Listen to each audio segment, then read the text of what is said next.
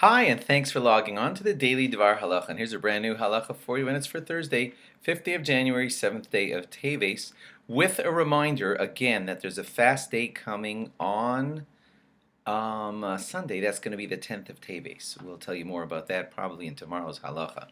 Today we're going to start a short unit on the laws of Tefilas Haderech. You know that whenever going on a journey, you're supposed to say a special prayer asking Hashem to protect us, to have a safe journey. It's called Tefilas Haderech, and it could be found in any good siddur. It's a good idea to keep a copy of it in your car, or a lot of people have it on their smartphones these days, but just make sure that it's available so you could recite it when you go on a trip. Let's run through some of the laws. First of all, it applies to men and women. So nobody should say, oh, that's a man thing, it's like davening Marav. No, everybody says Tefilas Haderech whenever they go on a journey. And it's any journey, by the way. Car, boat, train, airplane, even on foot. You're supposed to make Tefilas Haderech as long as it's a long journey. We'll discuss long in just a moment. It's not as long as you think. Sometimes if the journey is a DVAR mitzvah, you're going to, I don't know, deliver charity to someone, so you might think, psh, I'm on a mitzvah, I don't need to say Tefilas Haderech. Well, that's not true. You still say Tefilas Haderech even if you're on a mitzvah route.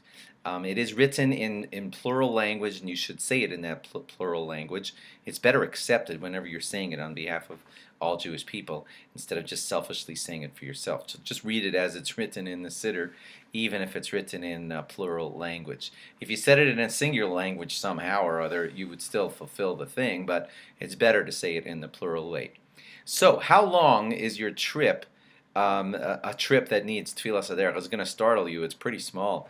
Remember, a lot of trips that they used to make in the times of the Gemara were like on foot. So they considered any trip about 3 or 4 miles already long enough to need a Tefilas Haderech. So, like in our area here, that would mean I live in Baltimore. People travel to Washington all the time. You know, those commutes in between Minneapolis and St. You speak to your rabbi, of course, for your city, but any trip over 3 or 4 miles officially gets a Tefilas Haderech. So if you make one of these like often, do discuss it with your rabbi. Get guidance from him on, I make this trip every day. Do I just say Tefilas Haderech every day? Speak to your rabbi, see what he says about that. If you forget at the beginning of the trip and you remember, and there's still 3 or 4 miles left in the trip, then you can still recite it as long as that distance is still to go. So you can say Tefilas Haderech for those 3 or 4 miles that still remain.